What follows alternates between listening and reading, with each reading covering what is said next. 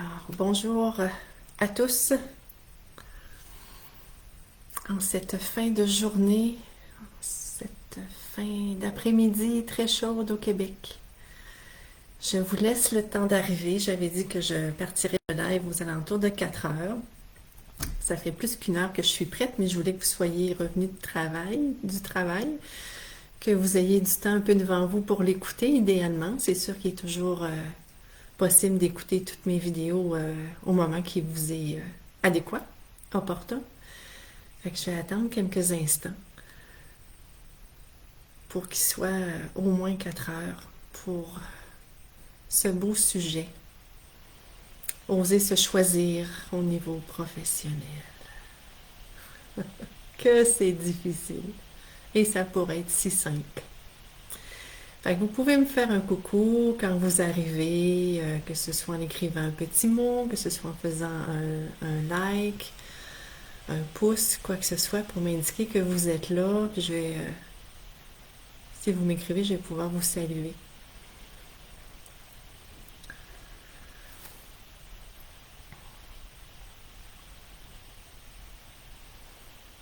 Bienvenue, bienvenue.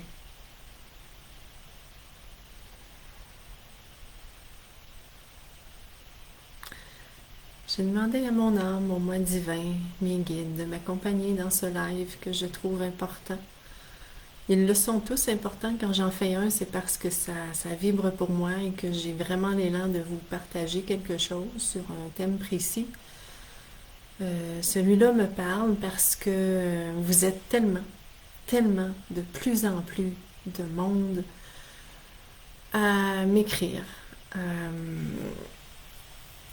Ou aussi quand je vous rencontre en séance individuelle, dans les ateliers, les formations, à dire que vous êtes tanné de votre travail, que ça fait des mois, des années des fois, que vous êtes en réflexion, que vous vous questionnez, que vous n'en pouvez plus d'être là et c'est toujours la même rengaine.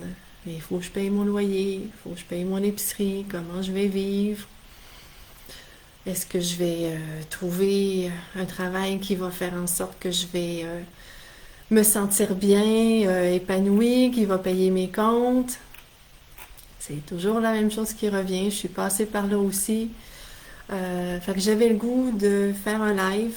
Ça me parlait plus de faire un live que d'écrire. Les mots venaient pas facilement en écriture et je trouvais que ça vous rejoindrait plus de vous parler de vive voix.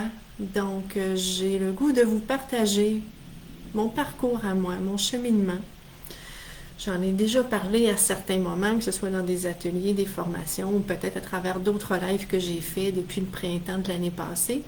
Mais là, vraiment, le sujet est précis. Donc, je vais vous parler de mon parcours, mon cheminement. Ah, les commentaires commencent à rentrer. Allô Cathy, allô Lina, allô Chantal, bienvenue à vous autres. Contente de vous voir. Donc, je suis passée par là. Je peux vous en parler de ce que c'est vrai que quand on est dedans, c'est pas facile. On est tellement dans notre tête, on est tellement dans nos émotions aussi. On essaie de se faire croire que c'est pas si pire que ça, je suis pas si malheureuse. Entendez-vous ça? Je suis pas si malheureuse. C'est pathétique quand on y pense. Mais c'est vraiment ce que je me disais. Je suis pas si malheureuse, mon travail est pas très loin de mon endroit de vie, donc ça me prend même pas 10 minutes, j'ai pas trop de trafic, je peux aller dîner chez nous, je m'entends bien avec certains collègues de travail, si je veux partir plus tôt, mon employeur me laisse aller. Bon, on essaye de faire le décompte des points positifs pour continuer de rester là, parce que sinon, la réflexion nous amène dans des états difficiles à gérer, les peurs montent, on se fait des listes, les pour, les contre, et on finit jamais par passer à l'action. Je le sais, c'est quoi. Inquiétez-vous pas, si je vous fais un live là-dessus, c'est parce que je le sais. Raphaël le sait aussi, il est passé par là. Et je vous dirais que même par 2 fois, j'ai laissé mon travail pour offrir les soins énergétiques à temps plein, en vivre. Donc, si je remonte, quand j'ai fait ma première formation énergétique en 2005, j'ai tellement tripé ma vie à toucher à l'énergie et la joie est montée. Et je travaillais au bureau d'aide sociale à ce moment-là. On remonte là, ça fait 15 ans, un peu plus que 15 ans. Et je travaillais à la réception. Donc, les coups de poing sur le comptoir, les crises, les tabarnaks, il y en avait. Et après un an à avoir commencé à offrir des soins énergétiques, quelque chose qui est très zen, là, je me disais, je peux pas continuer comme ça à vivre sous une tension au travail, à jamais savoir quel client va m'arriver devant moi avec ses besoins, avec ses émotions, avec ses besoins de base, de se loger, de se nourrir et tout ça, ces inquiétudes qui transfèrent sur moi. Et le soir, de recevoir des clients, de me préparer, de méditer, puis d'être dans une belle énergie, ça faisait plus de sens. Donc, j'ai décidé, puis j'avais même pas la clientèle encore à ce moment-là pour en vivre. J'ai fait, gars, c'est trop fort, ça pousse, c'est ça que j'ai le goût de vivre, et puis j'ai donné mon préavis et je me suis lancée. J'ai eu une belle surprise, tout à fait inattendue. Je pense que mon âme m'a amené à faire ce choix-là, à ce moment-là. Au lieu de mettre sur ma cessation d'emploi euh, départ volontaire qui aurait fait que je n'aurais pas eu droit au chômage, à l'assurance emploi, j'ai eu une belle surprise et c'était marqué fin de contrat. Fait que j'ai appelé les ressources humaines, puis j'ai dit, y a-t-il une erreur? C'est marqué fin de contrat, non pas départ volontaire. Et ils ont dit, c'est ce qu'on met dans ces circonstances-là. Donc, j'ai dit, je peux faire une demande de chômage. Ben, ils ont dit, c'est libre à toi. Tu vivras avec les conséquences si jamais il y a des recherches plus poussées, etc. Fait que j'ai fait ma demande de chômage, j'ai jamais eu de problème. Fait que j'ai eu du chômage pendant peut-être 9 mois. Pendant ce temps-là, ça m'a permis, et ça c'est un miracle, c'est vraiment un miracle, là. Ça n'aurait pas dû être ça, et je m'attendais pas à ça du tout. Donc pendant à peu près 9 mois, j'ai eu du chômage qui m'a permis d'avoir un revenu pendant un certain temps quand même, de me faire connaître, de faire un peu de publicité, de recevoir de la clientèle, de prendre soin de moi. Ce que ça l'a amené aussi, c'est que j'avais plus de patience avec mes enfants qui étaient en bas âge. Vraiment plus de patience. Parce que là, je me levais pas le matin super de bonne heure, puis à être stressée, puis courir tout le temps, puis m'en aller à mon travail que j'aimais beaucoup moins qu'au départ. J'ai été 5 ans là. Au départ, j'adorais ce travail-là, puis au bout de 5 ans, j'aimais plus ça, j'étais plus bien. Donc, c'est ça. Fait qu'il y a eu plein d'avantages pour moi à ce moment-là de ma vie, comme de faire une pause. Donc, j'ai eu à peu près 9 mois de chômage et au bout de 6 mois plus tard, donc après un an et demi d'arrêt de travail du gouvernement, j'ai dû me rendre à l'évidence que j'avais plus assez de rentrée d'argent et de retourner sur le marché du travail. J'ai trouvé un emploi qui était à même pas 10 minutes de chez nous, comme secrétaire réceptionniste dans un bureau d'arpenteur géomètre, et j'ai travaillé là 7 ans. 7 ans à continuer de me faire connaître au niveau des soins énergétiques, à développer ma clientèle, à aller chercher d'autres outils, d'autres formations. Et j'ai aimé cet emploi-là les premières années aussi. Je l'ai aimé, c'était différent le milieu privé, c'était gratifiant. Il y avait une belle équipe, sauf qu'en dernier, l'intérêt était moins là, le stress, j'étais de moins en moins capable, toujours plus, plus vite, les clients sont pressés, go, go, go. Puis moi, je disais souvent, il n'y a personne qui saigne, on n'est pas à l'hôpital, qu'est-ce que c'est ça? Fait que la réflexion s'est vraiment amorcée. Ensuite de ça, environ un an et demi avant de quitter mon emploi, un an, je me suis séparée d'une relation dans laquelle j'étais depuis 7 ans. Et ça a été très difficile émotivement pour moi, très, très. Une séparation vraiment douloureuse. Et suite à ça, le père de mes enfants était malade et il est décédé. Et là, j'ai demandé un arrêt de travail pour gérer tout ça, m'occuper de mes garçons à temps plein. Et bon, il y en a qui connaissent mon histoire là-dessus, mais tout ce que je veux amener, c'est que ça, ma séparation, le problème de santé du père de mes enfants, l'arrêt de travail que ça m'a amené à avoir, m'ont ramené dans la réflexion encore plus intense de Lucie, tu veux quoi? Tu veux vivre quoi? Tu as besoin de quoi? T'es-tu vraiment encore heureuse, là? Et je m'étais dit, vous allez trouver ça drôle, hein?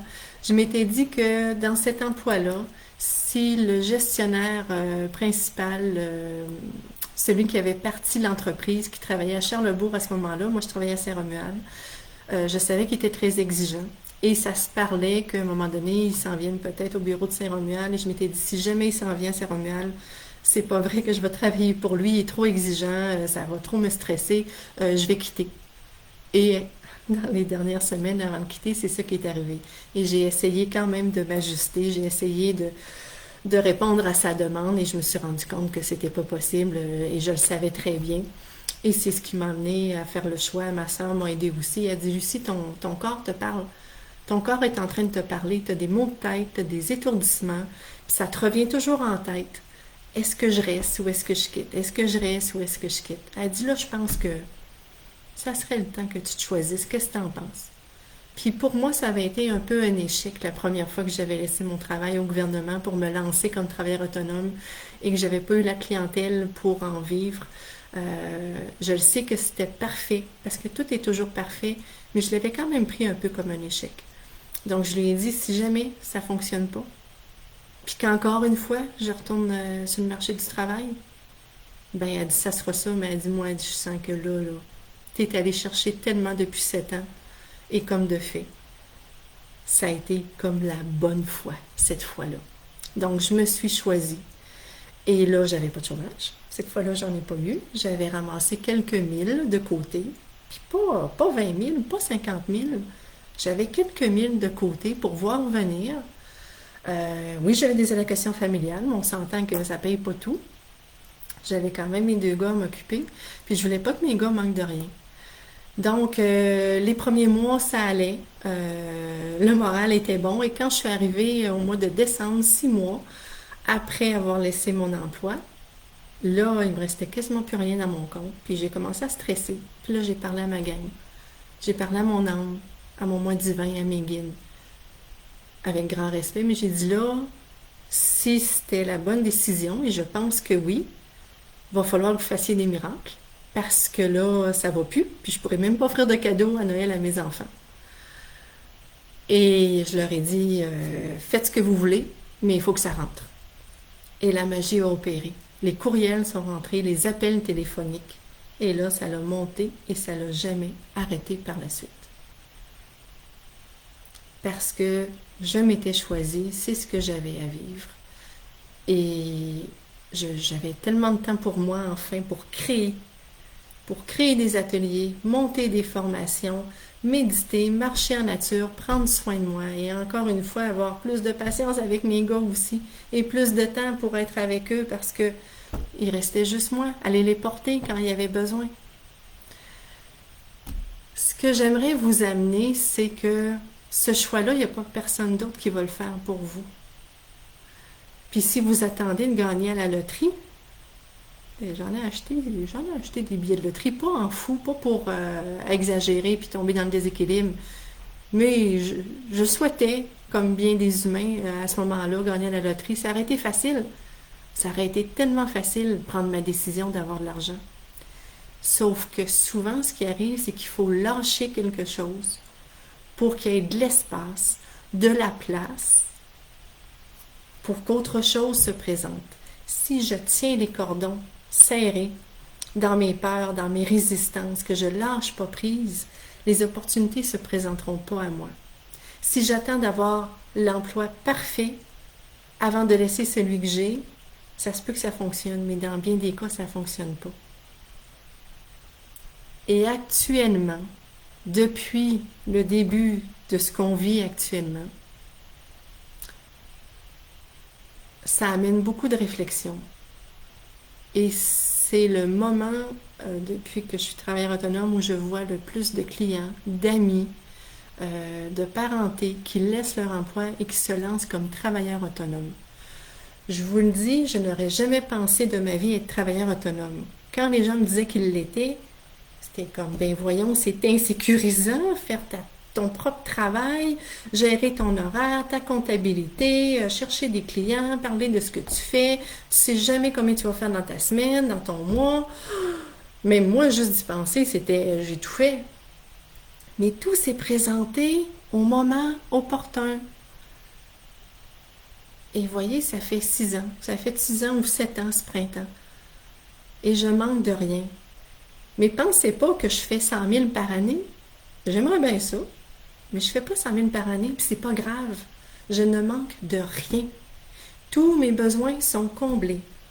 Puis c'est certain aussi que quand on amorce cette réflexion-là et quand on fait le choix de laisser notre travail, quand on ose enfin se choisir, s'aimer assez pour laisser un emploi qui est en train de nous tuer à petit feu, il faut que nos besoins, idéalement, soient minimes.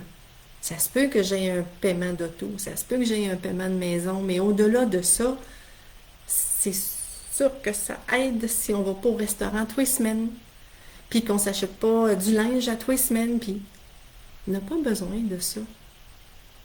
C'est du surplus. J'ai besoin d'avoir un toit sur la tête, de vivre dans un milieu où je me sens bien, oui, d'avoir une auto pour me conduire où j'ai besoin, aller faire mes commissions, voir mes amis, peu importe, ma famille. J'ai des besoins de base et des besoins un petit peu au-delà des besoins de base, mais j'ai pas besoin de sortir tout le temps et de dépenser. En tout cas, moi, non. Fait que si mes besoins sont simples, ben c'est plus facile. C'est grandement aidant, c'est certain. Moi, les soins énergétiques m'ont beaucoup aidé. La méditation m'a beaucoup aidé.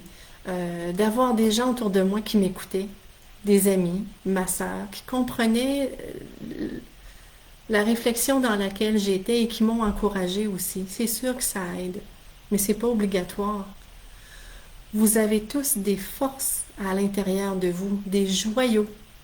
Puis des fois, vous n'osez pas les montrer aux gens. Vous dessinez depuis des années, puis vous ne montrez pas vos dessins à personne. Vous n'avez pas confiance en vous. Vous avez le pouce vert comme ça, pas de bon sens. Vous avez un don pour enseigner. Vous avez tous, chacun, appris à vous connaître depuis que vous êtes sur Terre, depuis 30 ans, depuis 50 ans. Vous avez tous des forces, des capacités, des aptitudes magnifiques. Apportez-les au monde. Montrez-les.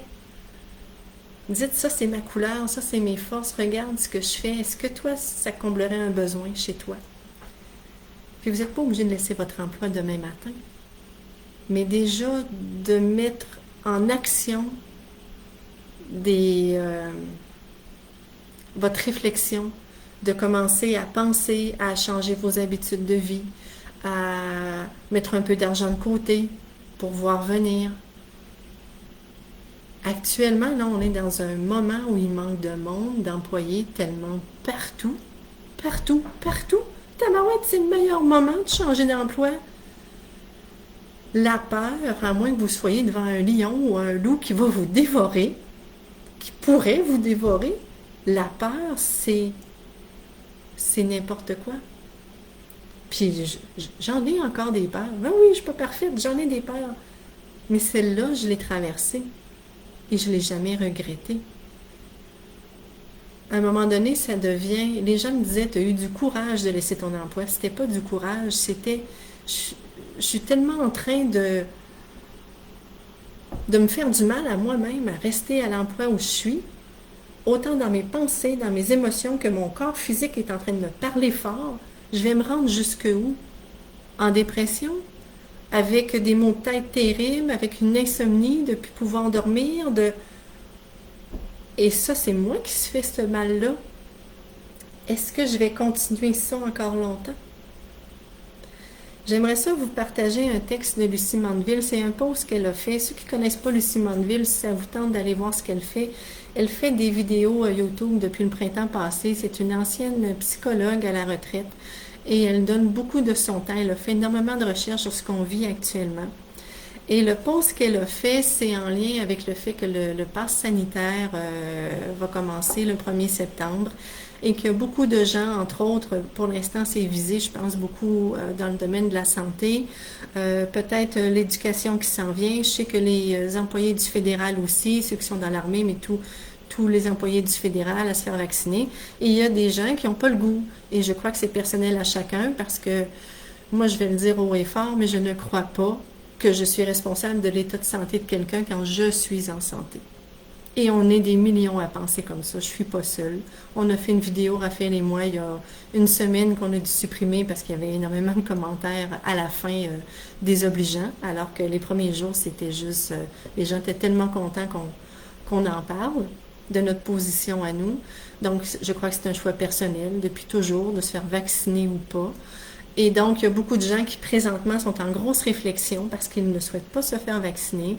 Ils sont dans un emploi pour certains que oui, ils aiment moins qu'avant, mais il y en a d'autres qui aiment leur travail.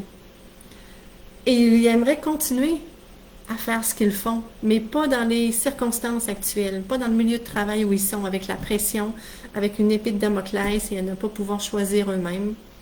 Donc, ils se demandent, là, je fais quoi? Et Lucie, elle parle justement, je vais vous le lire, qu'on peut se lancer travailleur autonome et offrir ce qu'on offre déjà, soit dans le privé ou dans le public, mais beaucoup dans le public, dans le système actuel dans lequel on est, mais on peut l'offrir d'une autre façon parce qu'il y a des grands besoins actuellement. Fait que ça se lit comme suit. Elle dit, aux travailleurs des milieux de la santé et de l'éducation, nous avons besoin de vous. Et encore plus, là, mais là, elle visait plus ces corps de métier-là. Si vous considérez que l'institution pour laquelle vous travaillez ne correspond plus à vos valeurs de bienveillance et de respect de l'être humain, il existe des solutions. Nombre de personnes âgées ont besoin d'être accompagnées dans leur quotidien. Ce besoin est criant, d'autant plus qu'il y a un manque de ressources. Si vous offrez vos services aux centres privés ou publics regroupant des aînés ou directement aux aînés de votre entourage ou leurs proches à titre de préposés, d'infirmières, etc., vous trouverez sans doute des personnes intéressées. Nombre de familles veulent faire l'école à la maison, mais elles ont besoin de support. Si vous offrez vos services aux groupes de familles qui se trouvent sur Facebook ou aux familles de votre entourage à titre d'enseignants, de spécialistes auprès des enfants, vous trouverez sans doute des personnes intéressées. Dans mon ancienne profession de psychologue, j'ai rencontré plusieurs personnes ayant quitté volontairement ou pas un emploi, entre parenthèses, une relation aussi. Ça, c'est un autre volet que je ne parle pas vraiment dans la vidéo, mais ça peut s'appliquer à une relation de couple ou d'amitié, qui ne correspondait plus à leurs valeurs. Aucune n'a éprouvé de regret. Je le redis, aucune n'a éprouvé de regret et la grande majorité a réalisé qu'après le choc initial, qui est tout à fait normal, mais qu'après le choc initial, c'était somme toute la meilleure chose qui leur soit arrivée, la meilleure décision qu'ils aient prise. Nos institutions sont à l'image de notre société. Elles ne sont peut-être plus à notre image. Nous sommes les ressources humaines de cette société, capables de s'en affranchir afin de créer un monde d'échange, de biens et de services. Que ce monde advienne grâce à nous. Merci à chacun de vous d'exister. Je trouve ça tellement beau. Je vous invite à parler à votre âme. Parlez à votre moi divin, ou appelez-le votre esprit, à parler à vos guides, parlez à Dieu ou la source. Parlez à ce qui est divin en vous. Parce que moi, ça fait depuis tellement longtemps que je crois qu'on est divin, qu'on est au-delà de ce qu'on est, ce qu'on transparaît physiquement. Et de vous faire confiance, de cesser d'avoir peur, de cesser de vouloir tellement être en sécurité, de vendre une partie de vous, votre âme, pour être en sécurité. Moi, tant que j'ai un toit sur la tête, que je mange à ma faim, que j'ai des vêtements sur le dos, et que j'ai des amis, une famille, et que j'ai un paysage magnifique à contempler, que j'ai une clientèle que j'accompagne, que je suis en santé, je suis riche, mais riche pour moi, et je suis vraiment sincère au-delà de quelqu'un qui a vraiment beaucoup d'argent et qui est malheureux comme les pierres, pour différentes raisons. Oh, j'aimerais ça, mon compte en banque soit encore plus gros. Ben oui, on aime tout ça. C'est la liberté. Mais c'est la liberté pour moi d'avoir l'argent nécessaire de combler mes besoins, et c'est le cas actuellement. Puis je vous le redis, je suis loin de gagner 100 000 par année, mais j'en ai pas besoin. Si ça se présente, tant mieux.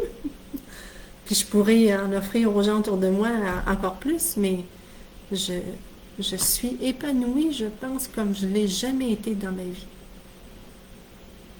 Même quand j'étais encore plus mince. Même quand j'étais avec mes enfants plus jeunes, le père de mes enfants, puis qu'on avait une maison. Puis qu'on était tout le temps stressé. Pas une scène dans notre compte quasiment après avoir tout payé. Tout le temps stressé, la carte de crédit pleine. Ma carte de crédit est loin d'être pleine, là. Je vis simplement. Dans les outils que je peux vous apporter, que moi je suis allée chercher, je suis déjà allée consulter, autant quand j'étais dans le public que dans le privé, des psychologues. Je suis allée quand j'ai eu besoin. Il y a des fois où j'ai payé de ma poche, mais en général, il y avait un programme d'aide aux employés que j'ai utilisé.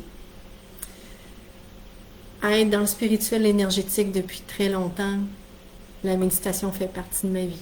De marcher en nature, de m'ancrer à la terre et surtout de dialoguer avec mon équipe de lumière, avec mes guides. Et quand je lui fais des demandes qui viennent de mon cœur, c'est très rare que je ne suis pas accompagnée, qu'on ne me répond pas d'une quelconque façon pour me tendre la main, que ce soit un ami qui me tende la main ou peu importe. Je suis grandement accompagnée, je suis très choyée dans une grande gratitude face à la vie. Je vous souhaite de vous mettre en avant-plan dans votre vie, de vous choisir, de vous aimer assez. Je me souviens de ma mère quand j'ai laissé mon emploi il y a 6-7 ans. Elle avait peur pour moi. C'est une maman. Puis elle me l'a verbalisé. Puis moi, je lui ai dit, écoute, maman, c'est pas grave. Si jamais j'ai besoin de retourner sur le marché du travail parce que ça fonctionne pas comme je veux, est-ce qu'il y a une catastrophe? Est-ce que c'est si grave que ça? Puis je le pensais vraiment cette fois-là. J'étais vraiment sereine. D'un, je croyais que ça allait fonctionner à mon goût, comme je voulais. Hein? Je suis contrôlante un peu, comme bien du monde. Mais je me disais vraiment, c'est pas grave parce que j'ai toute ma tête, je suis en santé, j'ai mes 2 bras, mes 2 jambes, j'ai une expérience de vie, j'ai des formations en arrière de moi. Fait que j'irai voir des employeurs qui seront en phase avec mes valeurs à moi. Je m'étais dit, s'il faut que je retourne, ça va être dans un milieu qui est vraiment en phase avec mes valeurs. Un milieu soit environnemental ou avec une ouverture spirituelle ou peu importe, mais ça va être ça. Je ne travaillerai pas pour n'importe quel employeur, mais je vais aller proposer mes services, puis je n'ai pas une 2 de pique. Fait que je manquerai de rien. Fait que je vous souhaite tellement de joie dans votre vie, tellement d'amour, et l'amour de vous en premier. Et si vous sentez le besoin d'être accompagné avec plein de douceur et d'écoute pour une séance énergétique en Reiki, par exemple, ou en flamme violette, ça me fera plaisir. Et j'offre un soin de groupe demain soir en Facebook Live, ici sur ma page professionnelle c'est à 6h30 ou à 7h, mais vous regarderez, là, je pense que c'est à 6h30, mais j'ai créé un événement, vous irez voir l'heure. Et je demande une contribution de 20$ pour le soin de groupe. Puis je vais mettre, c'est déjà là, les informations pour le virement bancaire. Si vous avez vraiment pas d'argent, vous pouvez assister au Facebook Live, il n'y a pas de problème, c'est ouvert à tout le monde. Mais c'est un montant qui, je crois, est juste pour ce que je vais offrir pour ce temps-là, de vous accompagner dans l'énergétique.